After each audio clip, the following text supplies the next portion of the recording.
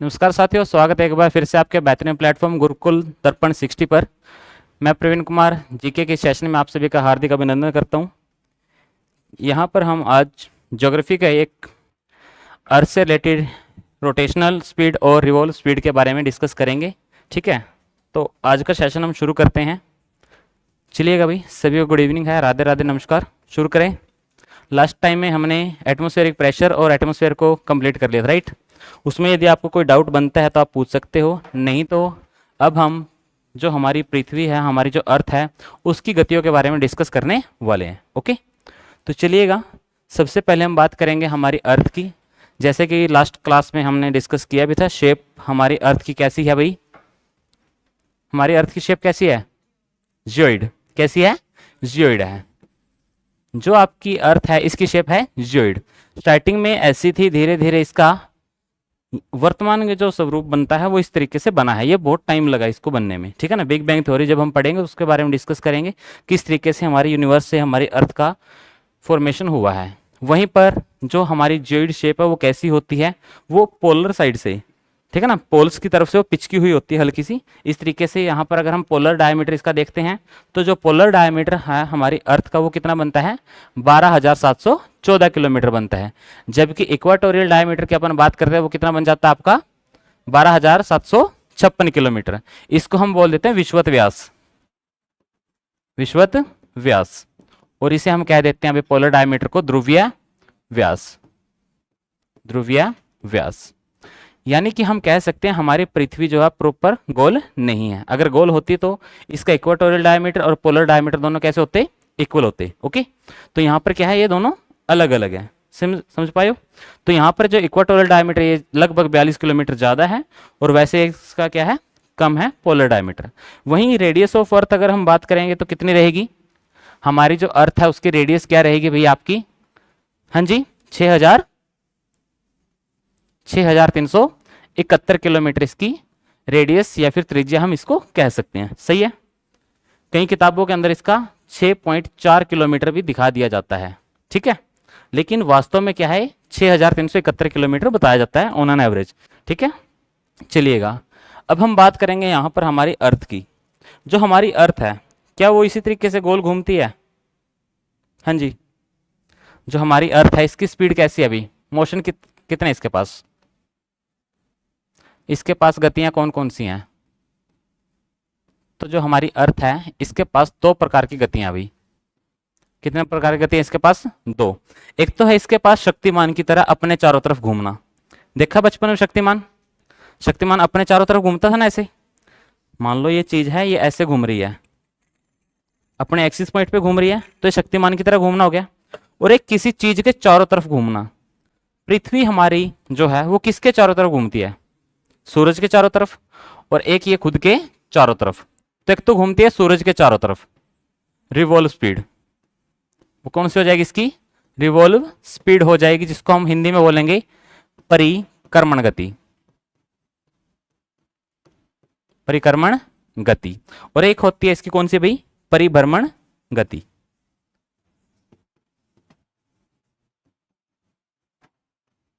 परिभ्रमण गति यानी कि रोटेशनल स्पीड।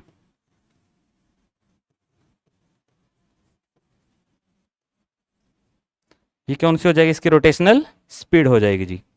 ठीक है,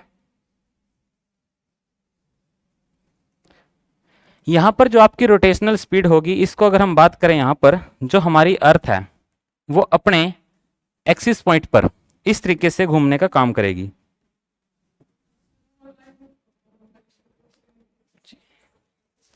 अपन थोड़ा सा, हाँ जी सर, देखना एक बार।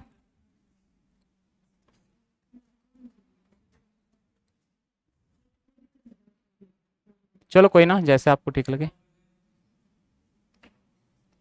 देखिएगा भाई, जो हमारी अर्थ है वो अपने एक्सिस पॉइंट पर चारों तरफ ऐसे घूम रही है, यानी कि एक पाइप के अंदर वो फंसी हुई है और उसके चारों तरफ वो चक्कर लगा रही है। उसको हम क्या बोलेंगे? रोटेशनल स्पीड या फिर परिभ्रमण गति। पृथ्वी की परिभ्रमण गति। अगर वो अपने चारों तरफ ऐसे घूम रही है तो, समझ रहे हो? शक्तिमान देखा है बचपन में? शक्तिमान ऐसे घूमता था ना। तो शक्तिमान की तरह अगर घूम रही है पृथ्वी ऐसे, तो वो क्या होगी आपकी? रोटेशनल स्पीड होगी, ठीक है ना, हिंदी में बोलेंगे परिभ्रमण गति। अगर ये हमारी अर्थ जो सूरज के चारों तरफ चक्कर लगा रही है, सूरज के चारों तरफ अगर ये चक्कर लगा रही है, तो इस गति को हम क्या बोलेंगे? हाँ जी, रिवॉल्व स्पीड, परिक्रमण गति। मंदिर वगैरह में गए हो, जाते हो, मंदिर के चारों तरफ कई बार चक्कर लगाना होता है एक बार, तो क्या बोलते हो? मंदिर के चारों तरफ चक्कर लगाया ये बोलते हो, या फिर ये बोलते हो मंदिर की परिक्रमा किया, करते हैं ना। तो किसी चीज के चारों तरफ घूमना क्या कहलाएगा? परिक्रमा, सही है। तो ये हो जाएगी परिक्रमण गति। हमारी जो पृथ्वी है, सूरज के चारों तरफ ऐसे चक्कर काटने का ये काम करती है, ठीक है। अच्छा ये बताओ, जब हमारी पृथ्वी चक्कर लगा रही होती है, ईस्ट से वेस्ट घूमती है या वेस्ट से ईस्ट घूमती है? हाँ जी, वेस्ट टू ईस्ट या फिर east to west? West to east move करेगी ये, और इधर भी ईस्ट टू वेस्ट या वेस्ट टू ईस्ट? इधर भी वेस्ट, हाँ जी, वेस्ट से किधर चलेगी? आपकी ईस्ट की तरफ मूव करने का काम करेगी। समझ पा रहे हो? अब यहां पर एक एक गति को हम लपेटने वाले, एक एक गति को कवर करेंगे। अभी समझ लो, समझ पाए यहां तक? एक को बताओ कौन सी करें सबसे पहले? दोनों समझ आएंगी, पहले एक को निपटा देते हैं। कौन सी को बताओ? रिवॉल्व को उठा लें, रिवॉल्व स्पीड। जब हमारी पृथ्वी सूरज के चारों तरफ चक्कर लगाती है, तो कोई ना कोई ये टाइम लेती होगी। ये तो है नहीं है कि भाई आंख झपकी और ये पहुंच गई, समझ रहे हो? तो कोई ना कोई टाइम लेती होगी। इसका कोई ना कोई इफेक्ट भी पड़ता होगा, इसका कोई ना कोई प्रभाव भी पड़ता होगा जब ये चक्कर लगाती है सूरज के चारों तरफ, है ना। जब ये चक्कर लगाती है, इसका प्रभाव पड़ता है, तो कोई ना कोई स्पीड भी रखती होगी अपने साथ में, है ना। और उसी स्पीड को हम वेलोसिटी कहेंगे, यानी कि वेग कहेंगे। इसका कोई ना कोई अन्य नाम भी मिलता है फिर, अदर नेम। जैसे कि हमारी पृथ्वी सूरज के चारों तरफ चक्कर लगाने का काम करने लगी, तो सबसे पहले ये क्या करेगा? सूरज के चारों तरफ चक्कर लगाया इसने, ये मान लो आपका सूर्य देवता हो गया।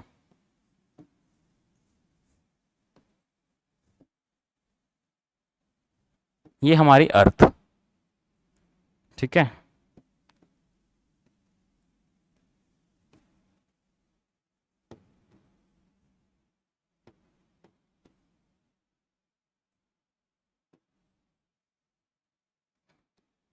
कुछ इस तरीके से चक्कर लगा रही है ये, सूरज के चारों तरफ चक्कर लगा रही है, ठीक है। अब यहां पर अगर अर्थ है, दोबारा से ये पृथ्वी ऐसे घूम के जब आएगी, तो कितने टाइम के बाद आएगी? 2 घंटे, 4 घंटे, 8 घंटे, 2 महीने, 1 महीना, 10 महीने, 12 महीने, साल, 2 साल, कुछ टाइम होगा। तो कितने दिनों के बाद वापस आएगी ये? हाँ जी, लगभग 365 दिन, है ना। लगभग कितना भाई? 365 दिन, 5 घंटे, 48 मिनट और लगभग 56 सेकंड का यह समय लेने का काम करेगी। कई किताबों में 4.1 सेकंड में लिखा मिलता है इसका, ठीक है। तो इतना समय लेने का यह काम करती है। इतने समय के बाद हमारी अर्थ वापस से यहीं पे आके चमकेगी, सही है। 365 दिन, 5 घंटे, 48 मिनट, 56 सेकंड का समय लिया इसने। उसके बाद जब ये पृथ्वी यहां पर थी, उस टाइम पे कोई ना कोई घटना यहां पे हो रही होगी। यहां पे पहुंची तो यहां पे कुछ और घटना मिली, यहां पे गई तो कुछ और घटना मिली। तो इसके पास कुछ ऋतुएं आ जाती है। ऋतु समझते हो? सीजन। जैसे एक बार तो इसके पास आएगी गर्मी, एक बार आएगी सर्दी, एक बार आएगी इसके पास बसंत ऋतु, और एक बार आएगी इसके पास पतझड़ ऋतु। ये 4 ऋतुएं इसके पास आती है। तो अगर पृथ्वी एक ही जगह पे रुकी रहे, पृथ्वी एक ही जगह पे रुकी रहे, तो क्या हम गर्मी सर्दी का एहसास कर पाएंगे?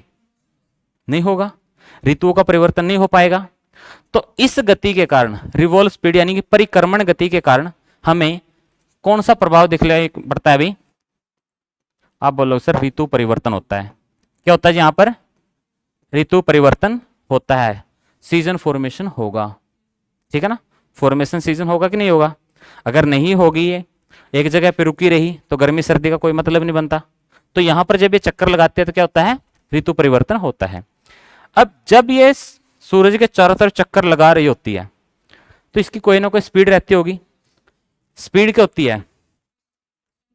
डिस्टेंस अपॉन टाइम अकॉर्डिंग, यानी कि हम स्केलर क्वांटिटी बोलेंगे या वेक्टर बोलेंगे स्पीड को? स्केलर होगी। तो यहां पर जो वेलोसिटी ये क्या हो जाएगी? हाँ जी, कौन सी हो जाएगी भैया? अबे नहीं, ये स्केलर कैसे हो जाएगी? स्पीड होगी स्केलर तो ये कौन सी हो जाएगी? वेक्टर नहीं होगी इसके। अच्छा ये बताओ, वेग में यानी कि वेलोसिटी में डायरेक्शन इंक्लूड होता है या नहीं होता? होता है। जिसके साथ डायरेक्शन काम करेगी वो स्केलर होगा या वेक्टर होगा? वेक्टर होगा ना, मैं वही पूछ रहा था। देखो भाई, फिजिक्स के अंदर आपने पढ़ा होगा, दो राशियां होती है, एक होती है सदिश, एक होती है अदिश, स्केलर और वेक्टर। तो यहां पर वेग है, ये क्या है? सदिश राशि एक, यानी कि वेक्टर है। तो यहां पर 29 किलोमीटर प्रति सेकंड स्क्वायर यहां पर क्या रहेगी इसकी? एक तरीके से स्पीड रहेगी, लेकिन हम इसको स्पीड नहीं कह सकते, इसको हम क्या बोलेंगे? वेलोसिटी कहेंगे। ठीक है ना? स्पीड होती है बिल्कुल एक डायरेक्शन में। यहां पर देखो, अभी अर्थ इधर से इधर जा रही थी, मुझे बताओ यहां पे कौन सी डायरेक्शन हुई? साउथ की तरफ जा रही है। घूमती घूमती इधर कौन सी डायरेक्शन पकड़ ली इसने? ईस्ट की। इधर की तरफ नॉर्थ की, इधर से वेस्ट की तरफ, यानी कि इसने डायरेक्शन चेंज कर रही है ये। अब जब डायरेक्शन चेंज कर रही है तो यहाँ पे क्या हो रहा है? ये 29 किलोमीटर प्रति सेकंड की स्पीड से चल रही है एक तरीके से, इसका क्या हो जाएगा? वेलोसिटी हो जाएगी 29 किलोमीटर प्रति सेकंड स्क्वायर। ठीक है। उसके बाद इसी गति को हम क्या क्या नाम दे सकते हैं? इसको हम वार्षिक गति कह सकते हैं अभी। इसे हम क्या बोल सकते हैं? वार्षिक गति कह सकते हैं। ईयरली स्पीड बोल दो, कोई दिक्कत तो नहीं है ना? जी, समय देखो ना, एक साल लिया कंप्लीट किया, तो इसी को हमने क्या बोला? वार्षिक गति कहा। इसी को हमने क्या बोला? एक और नाम हिंदी में बोला था, परिक्रमण गति हो गया। ये तो वैसे ही बोल ही रखा था, वार्षिक गति हो गया। इसी को एक और नाम देते थे हम, solar year, solar speed, sorry solar year कह रहा, सोलर स्पीड। ठीक है ना? सौर वर्ष इसको हम कह देते हैं अभी, सौर वर्ष,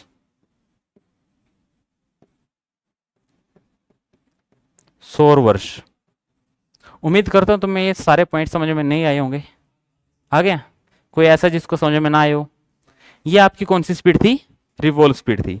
कोई यहां तक डाउट, कोई समस्या, कुछ समझ में ना आया तो मैं दोबारा बताऊं। ठीक है। अब यहां पर अगर आप ध्यान से देखो, जब पृथ्वी चक्कर लगा रही थी सूरज के चारों तरफ, तो उसने लगभग एक साल से ज्यादा टाइम लिया है, 365 दिन से ज्यादा टाइम लिया है। यानी कि हमारा जो कैलेंडर है वहां पर वर्तमान में हम 365 दिनों का एक वर्ष लेके चलते हैं। अगर किसी साल में 365 दिन है तो उसे हम क्या बोलते हैं? नॉर्मल ईयर कह देते हैं। अगर किसी में ज्यादा है, कितने दिन ज्यादा हो सकते हैं? एक दिन ज्यादा। कैसे होगा वो? लीप ईयर आएगा, हर साल आएगा वो। हर साल क्यों नहीं आता? 4 साल के बाद ही क्यों आता है? देखो, 5 घंटे 48 मिनट लगभग थे। लगभग मैं कह सकता हूं ये 6 घंटे के बराबर है, लगभग। लगभग कहने में कोई दिक्कत ना है। एक साल में 6 घंटे ऐड हुए, एक्स्ट्रा हो गए। दूसरे साल में फिर 6 घंटे एक्स्ट्रा हुए। तीसरे साल में फिर से लगभग 6 घंटे एक्स्ट्रा हो जाते हैं। और जैसे चौथा साल आएगा लगभग फिर से 6 घंटे एक्स्ट्रा होंगे। तो यहां पर 4 साल के बाद चौथे साल में आकर के लगभग 24 घंटे एक्स्ट्रा हो जाते हैं। 24 घंटे ना कहें तो 23 घंटे कुछ मिनट एक्स्ट्रा हो जाते हैं, लगभग एक ही दिन एक्स्ट्रा हो गया। इसी वर्ष या फिर इसी कारण से हम क्या करते हैं? लीप ईयर काउंट करते हैं उसको, क्योंकि एक दिन उसके पास अधिक हो जाता है, अधिवर्ष उसको हम कह देते हैं। समझ पा रहे हो? कोई डाउट? इसीलिए हमारा 4 वर्ष के बाद लीप ईयर आता है। क्लियर है यहां तक? इसमें किसी कोई डाउट, कोई समस्या तो बताओ। चलें आगे। ये नोट डाउन करना है साथ के साथ, कर लीजिए एक बार नोट डाउन। फिर पिछले वाला भी ये लो।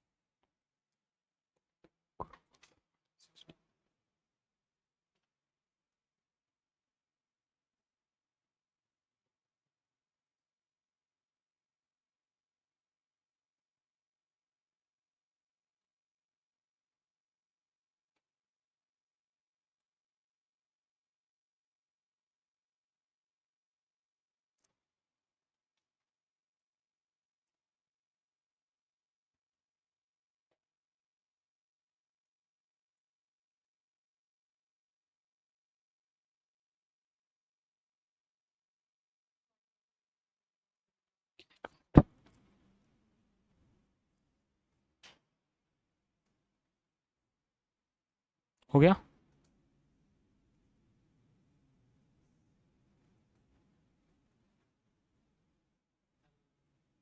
चलिए हो गई।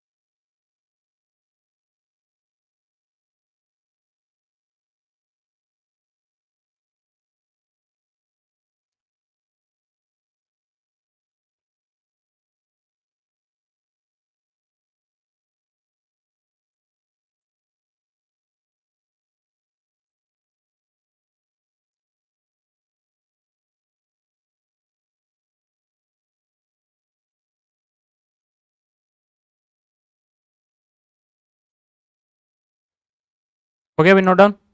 चले आगे।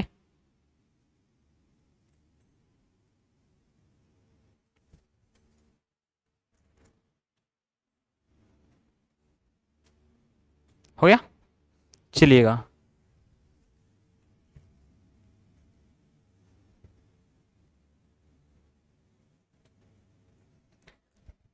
अभी हमने कौन सी स्पीड को पढ़ा है? हाँ जी, रिवॉल्व को पढ़ा है। अब हमारे सामने रोटेशनल स्पीड।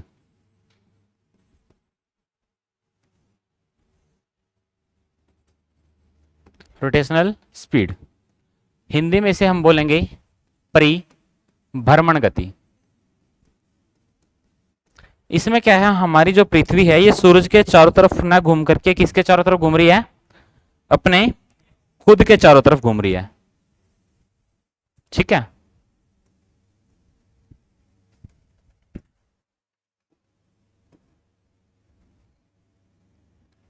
अब ये अपने चारों तरफ शक्तिमान की तरह घूम रही है। अब अपने चारों तरफ घूम रही है तो कोई ना कोई इसका कारण होगा। किसी न किसी प्रभाव को ये भी मेंशन करेगी इधर। तो यहां पर सबसे पहले तो ये कुछ ना कुछ टाइम लेगी। यहां पर इसकी कुछ ना कुछ स्पीड रहेगी और इसका कुछ ना कुछ इफेक्ट भी रहेगा और उसके साथ ही इसका कोई ना कोई अदर नेम रहेगा, अन्य नाम रहेगा। तो यहां पर हमारी जो पृथ्वी है ये कितना टाइम लेती है जी? 23 घंटे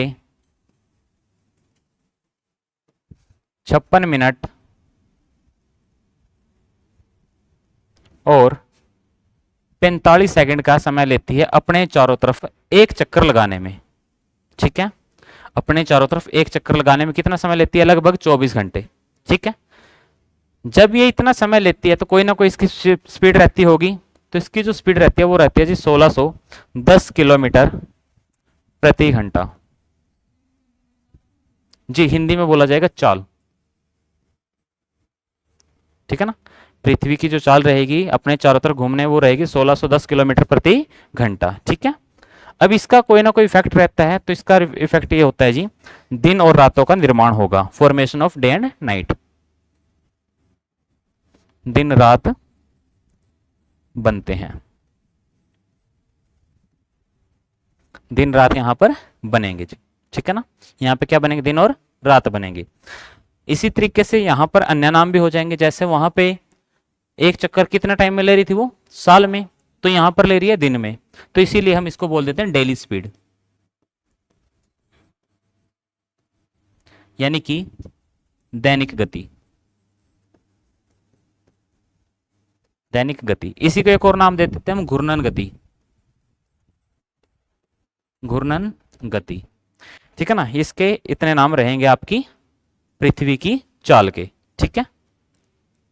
समझ पाए हो? दिन और रात कैसे हुए ये भी समझाना पड़ेगा अब। ये समझ गए हो? समझ पाए हो? अच्छा एक बात बताओ, अगर अभी की मैं बात करूं वर्तमान की, पहले नोट डाउन कर लो एक बार, चलो आप, थोड़ा सा रहता है जिन जिन का, फिर आगे डिस्कस करता हूं थोड़ा सा। कुछ चीज समझ में ना आ रही हो तो पूछ सकते हैं।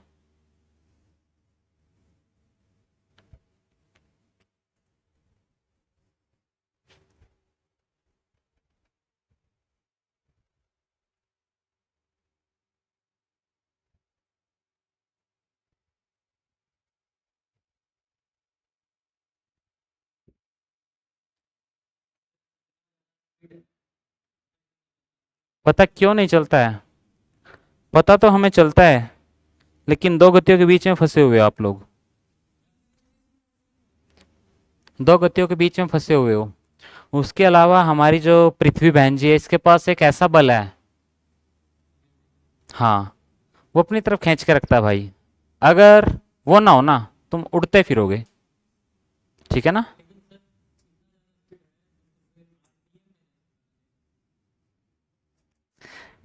इंजन थोड़ी है ये, आरपीएम।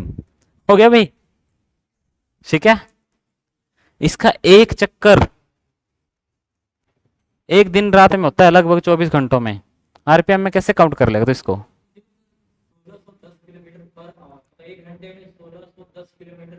की स्पीड से घूमती है ये, घूमने का स्पीड है इसका। ये नहीं है कि ये घंटे में 1610 चक्कर लगाती है ये। नहीं समझा?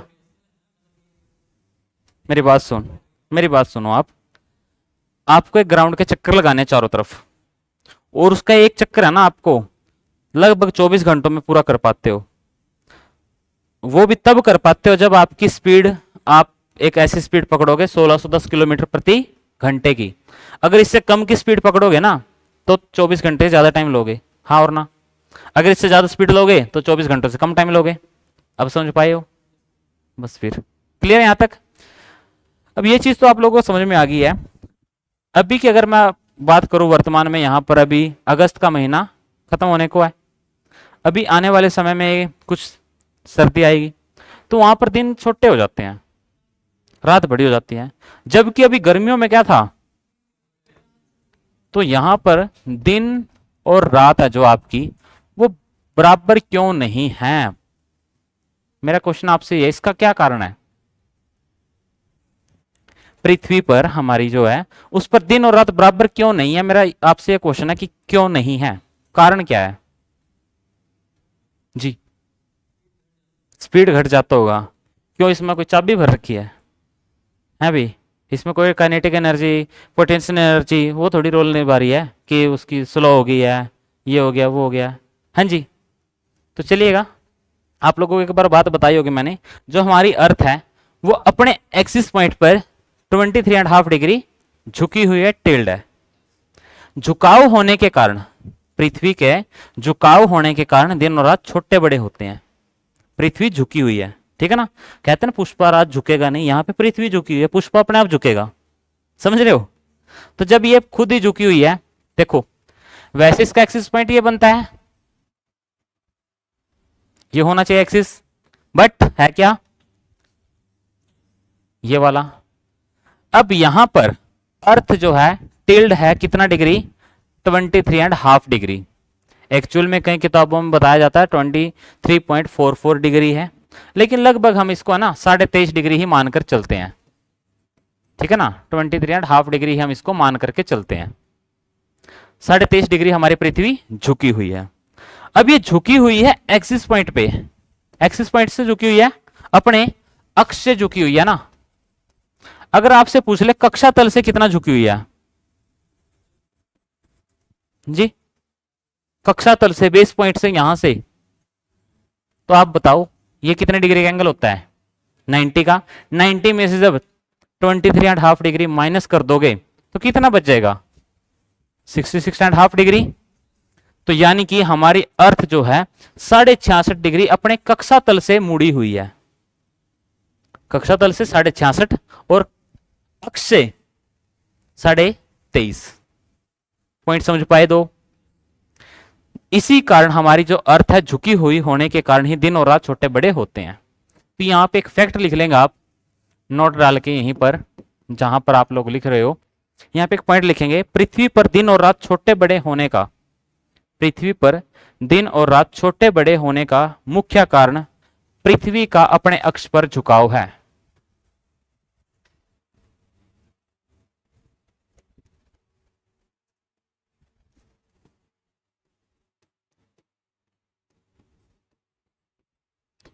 ठीक है ना, पृथ्वी का अपने अक्ष पर झुकाव है। पृथ्वी पर दिन और रात छोटे बड़े होने का मुख्य कारण क्या है जी? पृथ्वी का झुकाव है। Day and night not equal on earth, ठीक है ना, day and night not equal on earth due to inclination of earth, due to inclination of earth, ठीक है ना। अब ये इंक्लिनेशन क्या है, झुकाव क्यों है, कैसे है, इसके दो तरीके हैं। एक तो है मोटा भेजा, मोटा दिमाग, और एक है इसका डेरिवेशन। दो तीन बोर्ड भरेंगे, साइन थीटा कोस थीटा सारे लैम्डा पेम्डा सारे आएंगे यहाँ पे, उनसे तुम्हारी भी बुद्धि खराब होएगी। ठीक है, उसके लिए आपको एक तरीका बताऊंगा कैसे होता है, सिंपल से तरीके से समझा दूंगा, बस यही चीजें। इसको समझ आया यहां तक?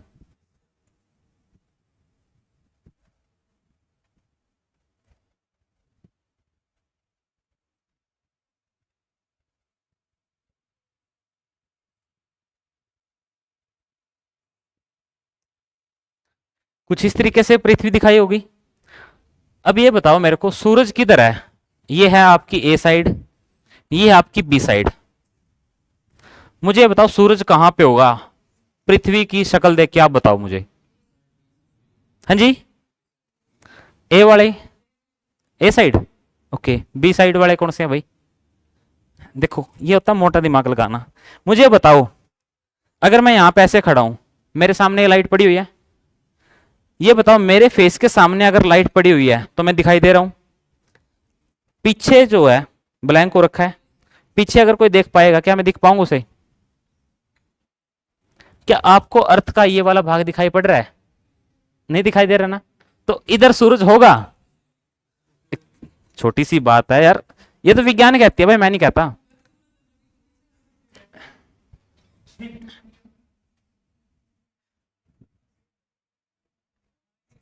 ये सूरज ही है, ये सूरज का ही है, लेकिन मैंने जानबूझ के हाइड कर रखा है। ये आपका थोड़ा सा भेजा लगाना बस हल्का सा। एक बात बताओ, ये इतना पार्ट दिखाई दे रहा हमें, अगर ये पृथ्वी घूम रही है तो इतना ही पार्ट दिखाई देगा हमें, तो इतने पर अंधेरा ही रहेगा। नहीं समझ रहे अभी भी? समझे हो? हाँ जी, रुको, ये लो, अब सूरज इधर है, ये लिखो सूर्य है, ये लिखा हुआ है पृथ्वी, ये लिखा हुआ चंद्रमा। सूरज का प्रकाश गया इधर, गया, ये आ रहा है सूरज का प्रकाश। पृथ्वी कितने भाग दिखाई पड़ रहा है? तो यहां पे क्या हुआ, यहां पे क्या हुई, सूरज का प्रकाश जितने हिस्से पे पड़ेगा उतने पे दिन, उतने पे रात, जितने पे नहीं पड़ेगा। सही है। हमें रात को चंद्रमा पूरा दिखलाई पड़ता है। कब दिखलाई पड़ता आपको? होगा सर पूर्णिमा को, अभी कल ही थी, है ना। पणवासी क्या देख रहा, नॉर्मल अपनी लैंग्वेज में बोली में पणवासी थी, है ना। अब यहां पर मान लो ये पृथ्वी घूम रही है, यहां पर पांडे जी का घर है, पांडे जी रात को खाट पे पड़ा है, मतलब छत पे लेट रहा है या बैठा है, जैसे भी। ये बताओ मुझे, इसको चांद दिखलाई पड़ेगा, यस और नो? दिखेगा, चांद दिखाई पड़ेगा, यस और नो? अगर यही चंद्रमा, अबे ओ, अगर यही चंद्रमा इधर हो जाए तो मुझे बताओ दिखलाई पड़ेगा?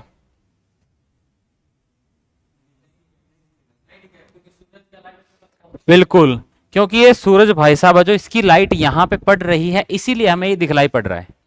अब ये यहां पे आ गया है तो यहां तक लाइट कैसे जाएगी? यहां तक, इधर वाला हिस्सा नहीं दिखलाई पड़ेगा। जितने हिस्से पे लाइट पड़ेगी उतना हिस्सा में दिखलाई पड़ता है। जब ये चंद्रमा भाई साहब इधर आ जाएगा, और इधर आ जाएगा, तो हमें और दिखलाई देना बंद हो जाएगा।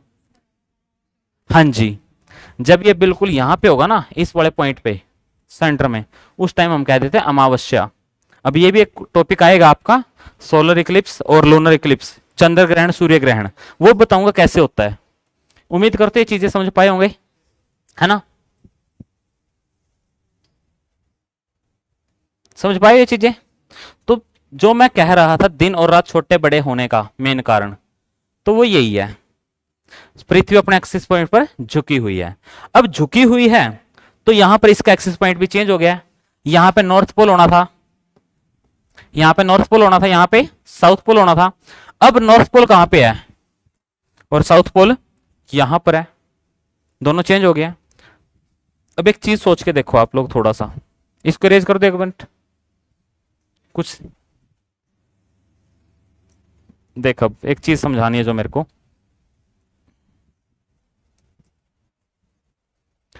अब ये अगर पृथ्वी झुकी हुई न होती, पृथ्वी झुकी हुई न होती, दो केस ले रहा हूं मैं यहां पे अब आपके सामने, दोनों समझाने की कोशिश करूंगा मैं।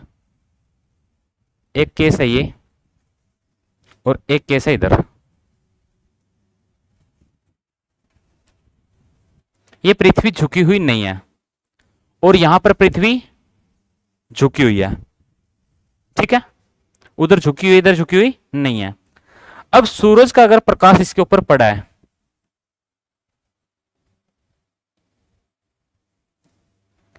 कौन सा कलर ले दिन के लिए, रात के लिए तो ये ठीक है ना? और दिन के लिए येलो, ये ले ले, है ना? अब इधर सूरज है सामने, इधर से सूरज इसके ऊपर पड़ रहा है, इतने हिस्से पे दिन, इतने हिस्से पे रात। पृथ्वी झुकी हुई नहीं है अभी। जब पृथ्वी झुकी हुई नहीं है तो यहां पर जितनी रात होगी उतना ही बड़ा यहां पे दिन होगा, जितने बड़ी यहां पर दिन होगा उतनी ही बड़ी यहां पे रात होगी, जितना यहां पर दिन होगा इतनी घंटे की रात यहां पर होगी, जितने घंटों की रात यहां पर होगी इतने घंटों की रात दिन यहां पे होगा। होगा कि नहीं होगा? अगर पृथ्वी झुकी हुई नहीं है तो। सही है?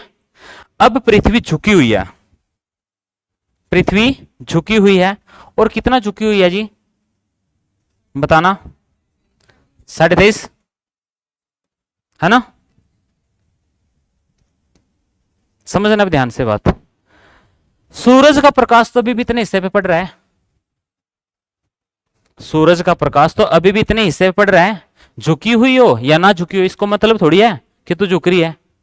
सीधी सी बात है भाई, अपने को प्रकाश पड़ रहा है। अब सूरज तो अपनी ड्यूटी निभा रहा है ना। यहां पर दिन होना तो चाहिए इतने हिस्से पे, है ना?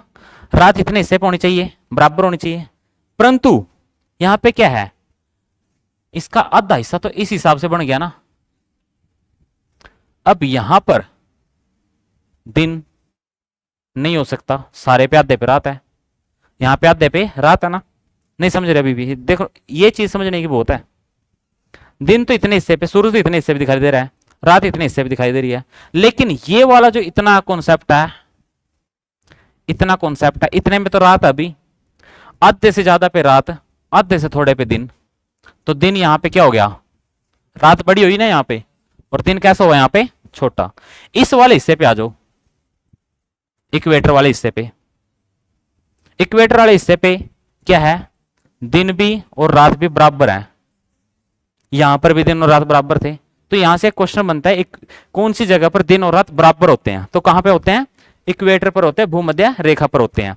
यहां पर सोचो, यहां पर दिन इतने पे होना चाहिए था, लेकिन है इतने पे, दिन इतने पे है, तो यहां पे रात बड़ी है, यहां पे रात बड़ी।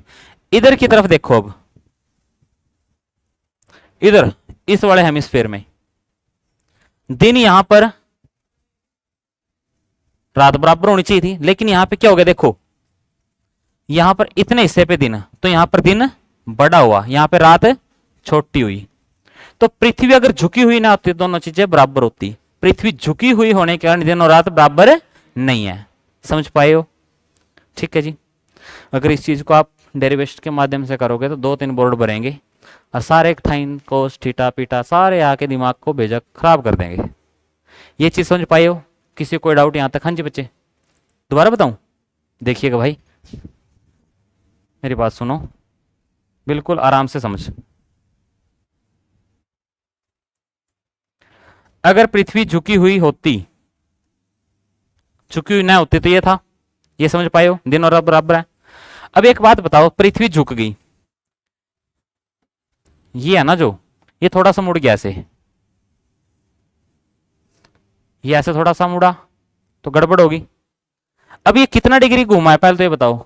23.5 डिग्री झुका है। अब जब 23.5 डिग्री इधर मुड़ गया ये, तो दिन तो अभी भी इतने हिस्से पे रहेगा, दिन तो अभी भी इतने हिस्से पे रहेगा ना, और रात इतने हिस्से पे होनी चाहिए है।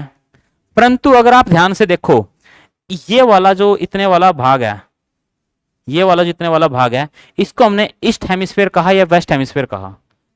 आप बोलो सर वेस्ट हेमिस्फीयर है। वेस्ट हेमिस्फीयर में आप ध्यान से देखो तो यहां पर इतने पे क्या होना चाहिए? दिन होना चाहिए। बट यहां पे हुआ क्या? यहां तक तो दिन हुआ, इतने वाले हिस्से पे इसके वेस्ट हेमिस्फीयर में ही रात भी हो रखी है। अब ये रात बराबर होनी चाहिए, पर नहीं है। क्यों नहीं है? क्योंकि इधर वाले हिस्से पे ज्यादा सा आपका रात होगी, यहां पे दिन छोटा हो गया है। समझ नहीं पाया अभी भी? ये रात तो उनके लिए होगी ना, यहां पर देख, यहां पर दिन और रात बराबर हो गए। अब यहां पर देख, इधर वाले हिस्से पे वेस्ट की तरफ आ जाओ, सॉरी साउथ की तरफ आ जाओ, दिन तो इतने हिस्से पे है, और यहां पर रात की छोटी है कि बड़ी है? बस वही तो मैं समझा रहा था। क्लियर है? तो दिन और रात छोटे बड़े इस कारण होते हैं। किस कारण होते हैं बताओ जल्दी से? हाँ जी, ये जो भी आपको मैंने बताया है, पृथ्वी की दूरी लंबवत नहीं है अपुतिल, ये क्या है? हाँ, एक्सिस पॉइंट पे झुकी हुई है 23.5 डिग्री, और 66 डिग्री का कोण अपना कक्षीय तलिया पर बनाती है, यानी कि आपका axis make an angle of 66.5 degree. हाँ जी, कक्षीय तल देखो बच्चे, देखो ये तो इसका एक्सिस पॉइंट है, कोई ना कोई इसका बेस रहा होगा, और ये इसका एक्सिस, ये कितने डिग्री का एंगल है? अब यहां से 23.5 डिग्री तो ये हो गया, तो ये बचा कितने का? 66 का, 66.5। तो वही चीज यहां पे बताई गई है। बस ये चीज मैंने आपको समझाई है, पृथ्वी की दूरी का यह झुकाव अक्षीय झुकाव या फिर एक्सिस बेंडिंग कहलाता है। वही बात है ये, अगर नोट डाउन करना चाहते हो कर सकते हो पॉइंट, बाकी मैंने आपको बता दिया, समझा भी दिया। सही है? उतारना है तो उतार ले भाई, नहीं तो फिर मैं अगले पॉइंट पे चलता हूं अब। हाँ जी, उतार लो जिसको उतारना भाई, कोई दिक्कत नहीं है।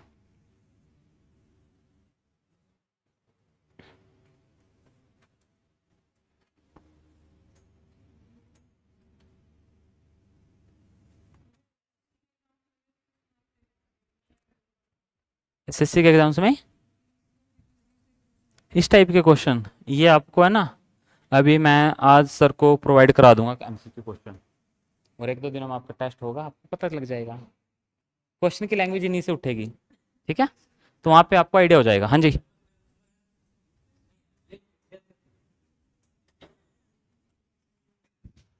हो गया यहां तक? अब जब पृथ्वी सूरज के चारों तरफ चक्कर लगा रही थी, ये थी वो स्पीड, जब इस सूरज के चारों तरफ चक्कर लगा रही थी ना, तो हमारी इस अर्थ ने 4 जगह पर रुक के सेल्फियां ली थी। ठीक है, 4 जगह पर रुकी है, और वहां पर इसने क्या किया, कुछ फोटो क्लिक करी अपनी यादें बनाने के लिए। ये चीज मैंने आपको लास्ट टाइम में बताया भी, तो थोड़ा समझाने की कोशिश की थी, अभी इसको मैं दोबारा से एक बार बताने का काम करूंगा।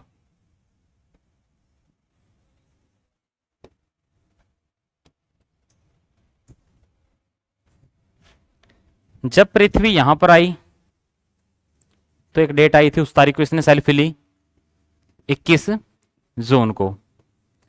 वास्तव में इनकी डेट बहुत कम पूछी जाती है, क्योंकि कहीं ना कहीं लीप ईयर के कारण ये गड़बड़ हो जाती है, पर मंथ हमेशा क्वेश्चन में पूछे जाते हैं।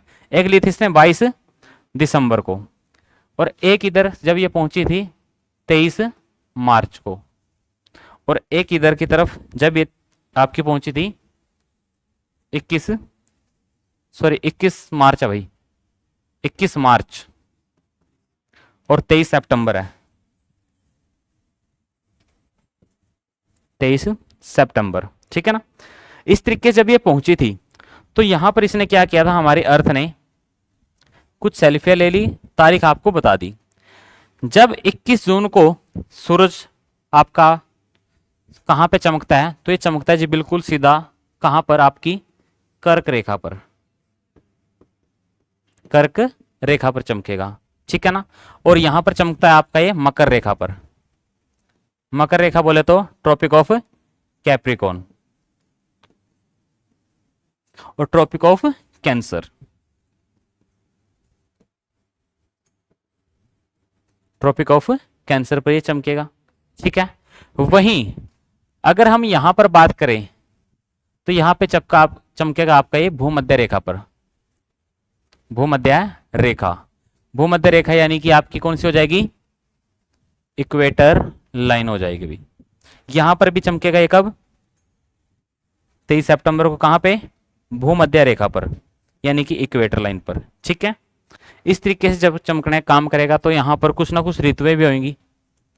तो यहां पर ऋतु कौन सी बनती है जी, इधर ग्रीष्म ऋतु, यानी कि समर या विंटर, समर सीजन आ जाएगा यहां पर, और इधर आ जाएगा आपका विंटर सीजन, यानी कि मैं कह सकता हूं शीत ऋतु। इधर आ जाएगा आपकी बसंत ऋतु।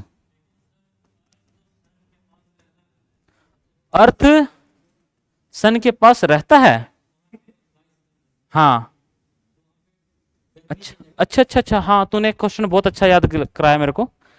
एक बार इसको समझाने से पहले मैं एक चीज पूछ लेता हूं आपसे। चलो, ये सूरज भाई साहब, ये हमारी अर्थ बहन जी, इन दोनों के बीच मिनिमम डिस्टेंस, न्यूनतम दूरी, न्यूनतम दूरी कब होती होगी? ऑप्शन आपके सामने हैं 3 जनवरी, 4 जुलाई। आपके सामने बहुत प्यारे 2 ऑप्शन है, 50-50 का चांस है। अगर मैं 4 ऑप्शन दूं तो 25% का बनेगा। मैं आपको 50-50 चांस दे रहा हूं। मोटा दिमाग आपके पास है, बारीक दिमाग भी आपके पास है, कॉन्सेप्ट आपको समझाया अभी, आंसर आप करेंगे। अब सूरज और पृथ्वी के बीच में कम से कम दूरी कब होती है? ऑप्शन ए है जी 3 जनवरी, ऑप्शन बी है आपका 4 जुलाई। आंसर कीजिए जल्दी से। ओके, आराम से, गर्मी सर्दी दिमाग लगाना है अच्छे से, कि सूरज नजदीक है लाइट ज्यादा है, गर्मी ज्यादा होगी, दूर होगी लाइट कम है, कुछ ना कुछ दिमाग में लगाओ।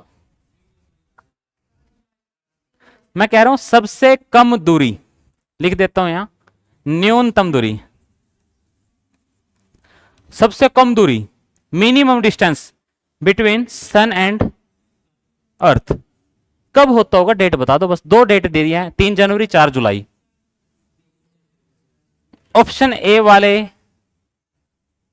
कि सर 3 जनवरी को सर्दियों में सूरज और पृथ्वी के बीच कम से कम दूरी होती है। ओके, 4 जुलाई वाले, बहुत अच्छे। चलो, इस चीज को मैं स्किप कर देता हूं अभी के लिए, बताऊंगा अभी, 2 मिनट रुको ना। सी ऑप्शन और डी ऑप्शन, ठीक है ना। 23 सितंबर, और एक आंसर और दे देता हूं मैं आपको बहुत अच्छा सा, 21 मार्च। अब 4 ऑप्शन आप सबके सामने, क्वेश्चन ये भी है, और एक क्वेश्चन और पूछ लेता हूं मैं। सन और अर्थ के बीच में मैक्सिमम डिस्टेंस, मैंने उस चीज को रोक दिया, होल्ड पे रखा है, ज्यादा से ज्यादा दूरी कब होती होगी? 4 ऑप्शन अब आपके सामने। मैक्सिमम बोले तो प्लस, बहुत ज्यादा, ये सबसे कम।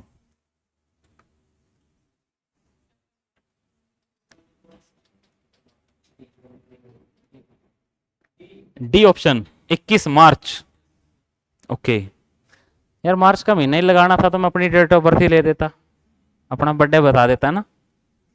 नहीं नहीं, मार्च के महीने में आता, मैं वही सोच रहा था कि वही लगा देता, मैं ऑप्शन ही तो देना था मेरे को।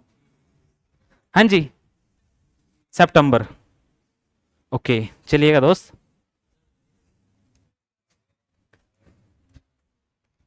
मैक्सिमम डिस्टेंस और मिनिमम डिस्टेंस, इन दोनों में आपका आंसर बताना था एक, और वो मैंने आपसे पूछा था। तो जो सूरज और पृथ्वी के बीच में सबसे ज्यादा दूरी होती है वो होती है जो आपकी,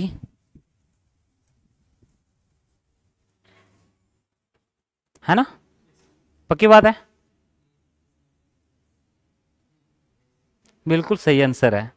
और सबसे कम दूरी होती है 3 जनवरी को। अब कईयों ने लगाया मोटा दिमाग कि सूरज नजदीक गर्मी ज्यादा, ऐसा नहीं है। सूरज दूर होते हुए भी गर्मी इतनी दे रहा है, लेकिन कारण पता है क्या है? आपने सिर्फ और सिर्फ सोचा है भारत के पॉइंट ऑफ व्यू से, क्योंकि आप भारत में रहते हो। अब भारत है नॉर्थ हेमिस्फेयर में, भारत कहां पे है? नॉर्थ हेमिस्फेयर में है। तो इसी घटना को यहां पे ऐड करने वाला था मैं, लेकिन तुमने ऐसा घुमाया, मैंने कहा तुम्हें घुमाऊं अब मैं।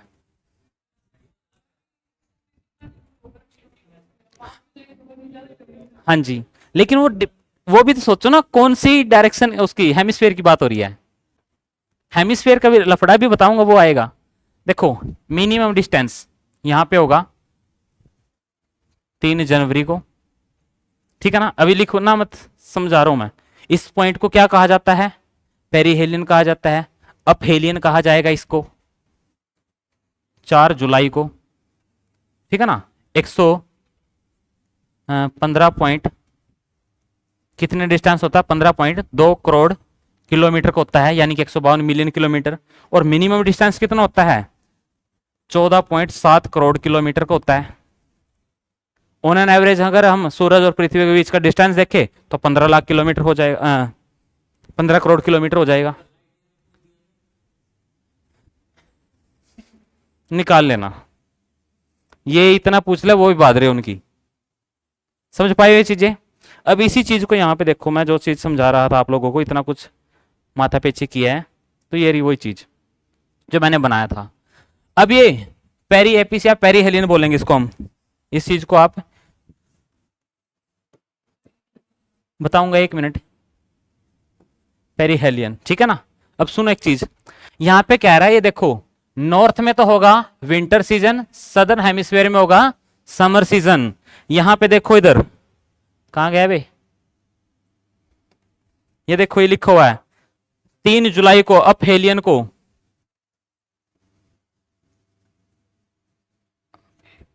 अपहेलियन को क्या होगा यहां पर 3 जुलाई को?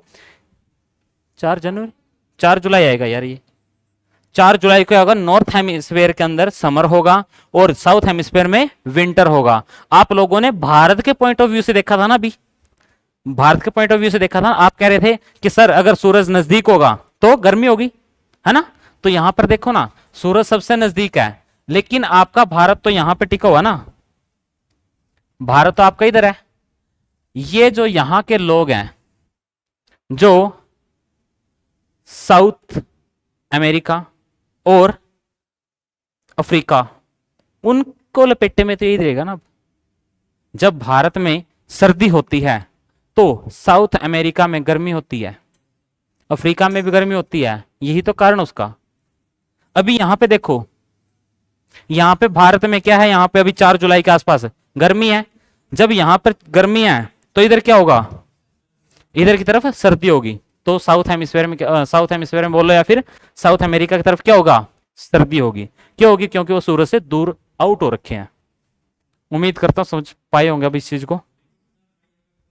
Yes yes yes, talk about that.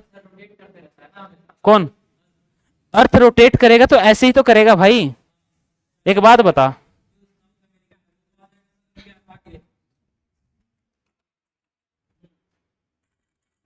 एक बार आएगा दिन में, लेकिन डिस्टेंस भी तो ज्यादा हो रखा है। तो सबके लिए ज्यादा है मेरे भाई, एक चीज भी सोच के देखो आप, वो झुका हुआ भी तो ऐसे है, कितना का आएगा उसके हिस्से में? नहीं समझे? अब समझे? उसका इंक्लिनेशन भी तो देखो भाई, ठीक है ना।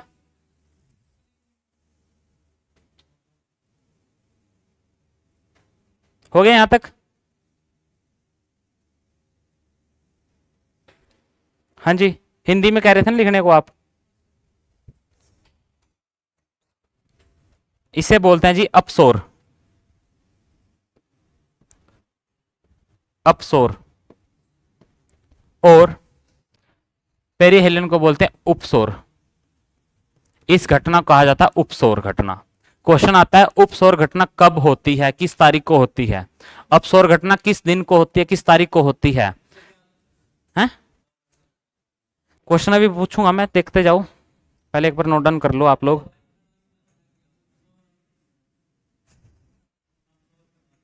तो पेरीहेलियन अपहेलियन बताया था उसके बारे में भी।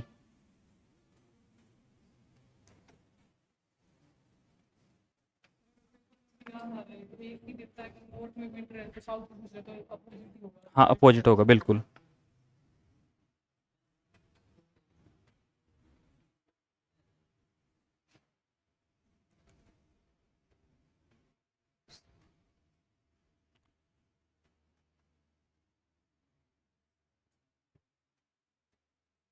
ठीक है, बाकी हिंदी में याद कम रहेगा, इंग्लिश में ज्यादा याद रहने के चांस होते हैं। जैसे कि ये क्या लिखा हुआ है, पेरीहेलियन, पास है, पास है ना, पी से P for pass, P for perihelion, ठीक है ना। पास बोले तो नजदीक, एक याद होगा दूसरा अपोजिट है, अपने आप याद हो जाएगा, ठीक है। लेकिन यहां पे ये याद जरूर रख लेना है कब होता है। डेट जब आती है ना, निरे दिमाग लगा जाता है अपने वाला, मोटे वाला, कि नजदीक है, गर्मी होगी, 4 जुलाई भर दे आंसर, ऐसा नहीं करना, ठीक है। ये चीज समझ पाए हो।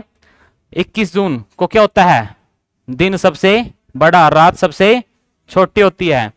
22 दिसंबर को क्या होता है जी, दिन सबसे छोटा, रात सबसे बड़ी होती है। उसके अलावा 21 मार्च को क्या होता है, दिन बराबर होती है रात के। और 23 सितंबर को क्या होता है, दिन और रात बराबर होती हैं। ये था आपका लफड़ा।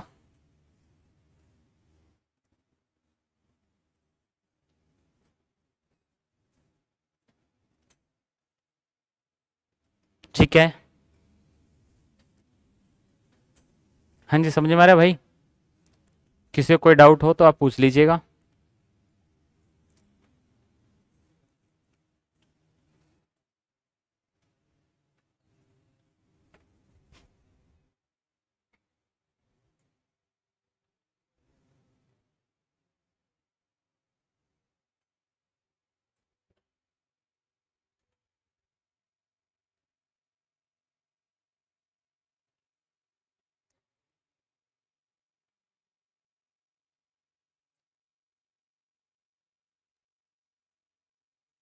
हाँ जी, आपका सवाल का जवाब हम देंगे, बताइए। हाँ, अपने एक्सिस पॉइंट पे। हाँ जी, जी।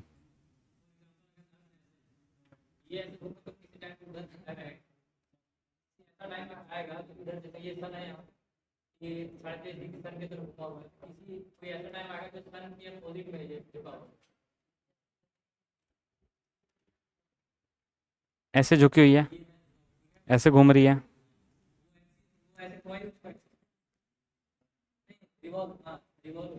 हाँ,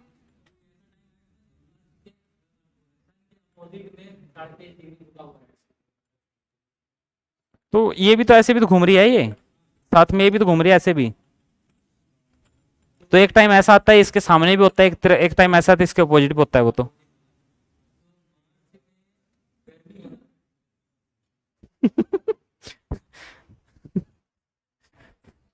आपके अकॉर्डिंग मार्च में गर्मी होना चाहिए, तो गर्मी है तो भाई ये देखो ना।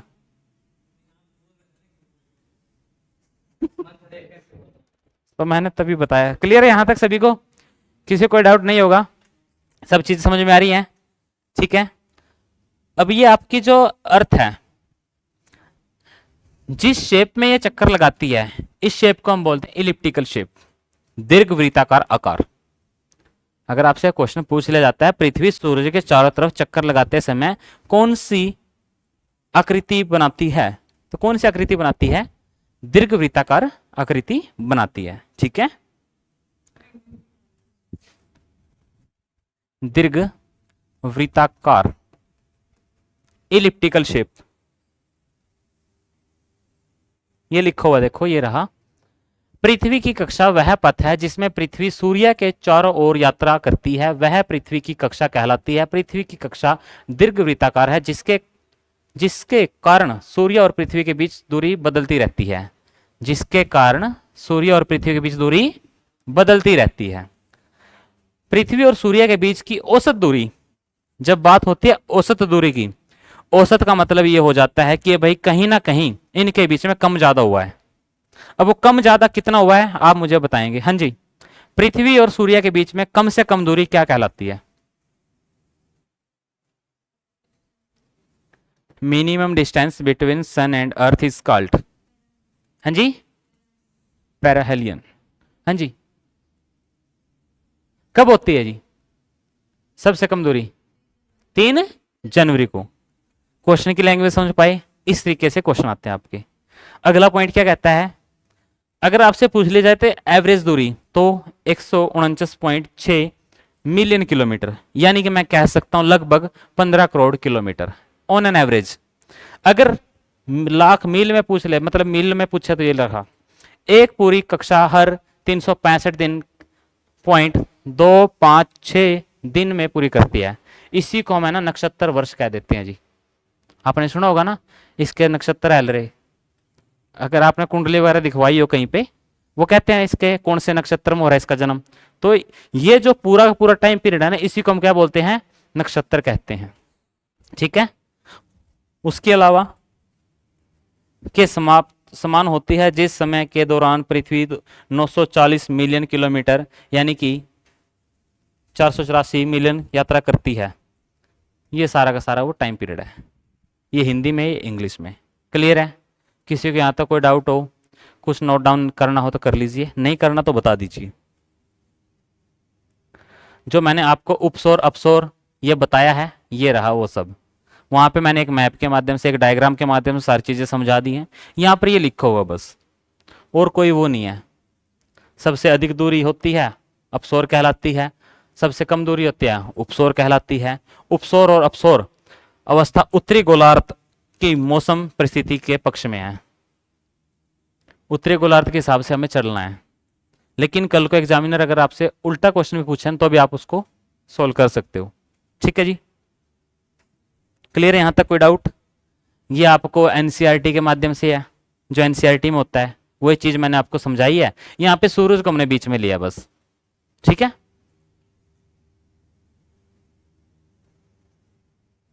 ये गतियां हैं पृथ्वी की, दोनों गतियों का डिस्कस हम कर चुके हैं।